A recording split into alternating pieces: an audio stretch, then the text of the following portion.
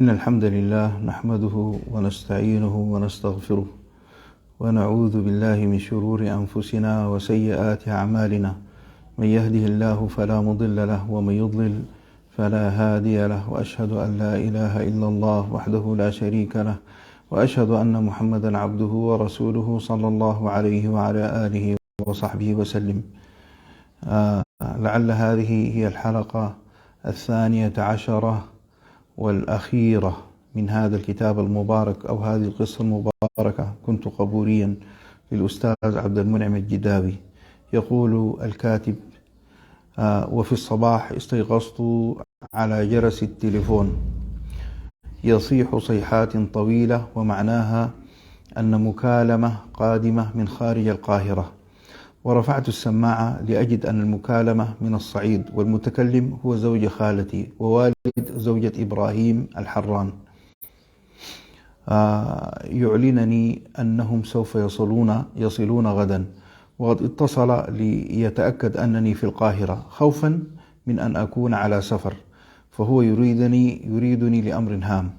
ورحبت به وقلت إنني في انتظارهم، ولم يكن أمامي سوى أن أفعل هذا لألف سبب وسبب.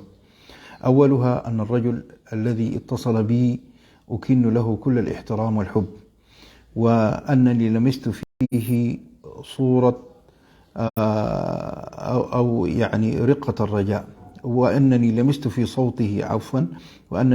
في صوته رقة الرجاء. وأنا ضعيف أمام اليأس الذي يلجأ إلي في حاجة وفي وسعي أن أقضيها له. أخشى أن أرده ولو بالحسنى، وأحاول جاهدا أن أكون من الذين يجري الله الخير على أيديهم للناس، رغم أن هذا يسبب لي كثير من المتاعب وضياع الوقت، إلا أنني أحتسب كل ذلك عند الله. في الغد ومع الركب الحزين، وكان مؤلفا من زوج خالتي وخالتي زوجة إبراهيم الحران وابنتها التي أصابتها اللوثة بعد وفاة طفلها، وكانت في حالة يرثى لها. تفاقمت الحالة العقلية عندها ودخلت في مرحلة الكآبة العميقة، رفضت معها الكلام وفقدت فيها الشعور بما يدور حولها. لا تستطيع أن تفرق بين النوم واليقظة، ولا تجيب عمن يحدثها. انتقلت من دنيا الناس إلى دنيا من الوهم والكآبة، حتى ذوت وصارت هيكلا عظميا ليس فيها من علامات الحياة سوى عينين كالة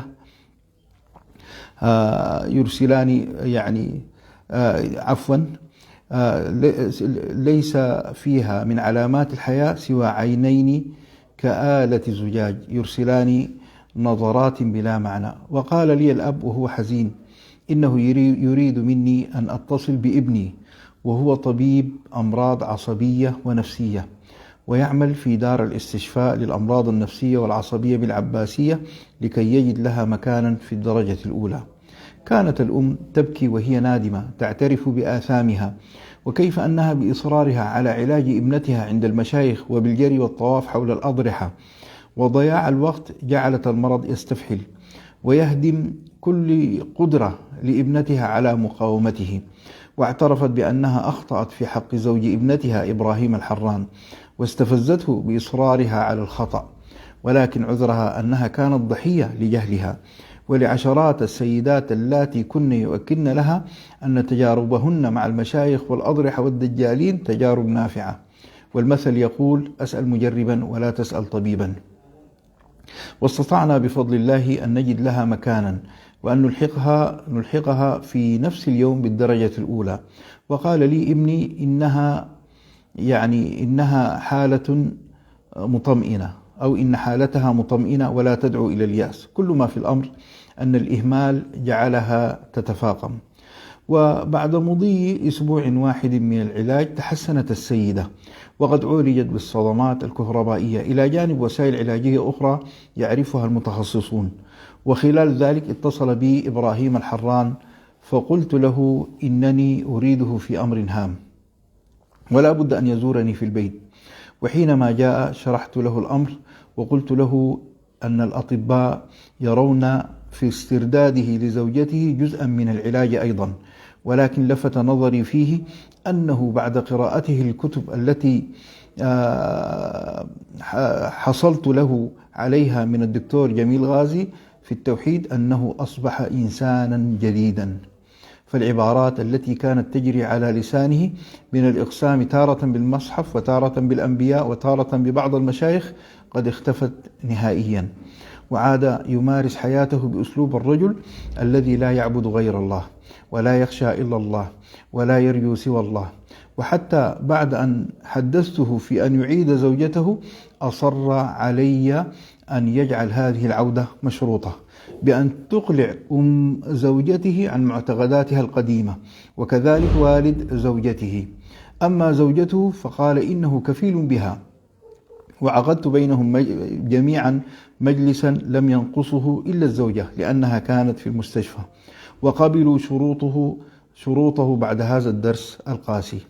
كان لزيارته لزوجته في المستشفى أكبر الأثر في شفائها، وزادت بهجتها حينما عرفت أنه أعادها إلى عصمته. قال لي ابني الذي كان يشرف على علاجها إن عودتها إلى زوجها وزيارته لها كان العلاج الحقيقي الذي عجل بشفائها، لأن الفتاة وهي وحيدة أبويها حطمتها صدمة وفاة ابنها، ثم قضت على البقية الباقية من عقلها صدمة طلاقها. بعد شهر و10 أيام تقريبا تقرر خروجها، وكان ينتظرها زوجها ووالدها ووالدتها في سيارة على الباب. رحلت بهم إلى الصعيد فورا. لم أستطع أن أنزع نفسي من بقايا هذه المأساة، ولم يكن من السهل أن أتغافل عن الخرافة التي تخرب أو تهدم كل يوم بل وكل لحظة عشرات النفوس والبيوت في عشيرتي وأبناء ديني وعلى امتداد الوطن الإسلامي كله. ووجدتني أسأل نفسي لماذا نحن الذين نعيش في الشرق الأوسط تمزقنا الخرافة وتجثم على صدر مجتمعنا الخزعبلات فتمسك بنا وتعوقنا عن ممارسة الحضارة، مع أن الغرب والمجتمع الأوروبي ليس خاليا من الخرافات وليس خاليا من الخزعبلات، ومع ذلك فهم يعيشون في حضارة ويمارسونها تدفع بهم ويدفعون بها دائما إلى الأمام. الواقع أن خزعبلاتهم وخرافاتهم في مجموعها معادية للروح، تدفع بهم إلى الانزلاق أكثر في الماديات، وهذا هو ما يتفق وحضارتهم. أما هنا في الشرق فإن خرافاتنا معادية للعقل وللمادة معا، ولهذا كانت خرافاتنا هي المسؤولة عن تدمير حياتنا في الحاضر والمستقبل، وليس هناك من سبيل لخروجنا من هذا المأزق الاجتماعي والحضاري سوى تنقية العقيدة مما ألصق بها وعلق بها من الشوائب التي ليست من الدين في شيء. فحينما يصبح التوحيد أسلوب حياة وثقافة وعقيدة سوف تختفي في أفقنا وإلى الأبد هذه الغيوم، غيوم الخرافات والدجل والشعوذة والكهانة التي لا تقوى. وتلك مسؤولية ينبغي أن تقوم بها أجهزة التربية المباشرة وغير المباشرة، فإن ما تعيشه الآن هو صورة أسوأ مما قرأت في هذه الاعترافات. ولو أنك اخترت 100 أسرة كعين عشوائية وبحثت فيها لوجدت أن كل ما رويته لك في هذه الاعترافات لا يمثل إلا أقل القليل. ربنا آمنا بما أنزلت واتبعنا الرسول فاكتبنا مع الشاهدين. وبهذا تنتهي هذه القصة المباركة. سبحانك اللهم وبحمدك أشهد أن لا إله إلا أنت أستغفرك وأتوب إليك. والسلام عليكم ورحمة الله وبركاته.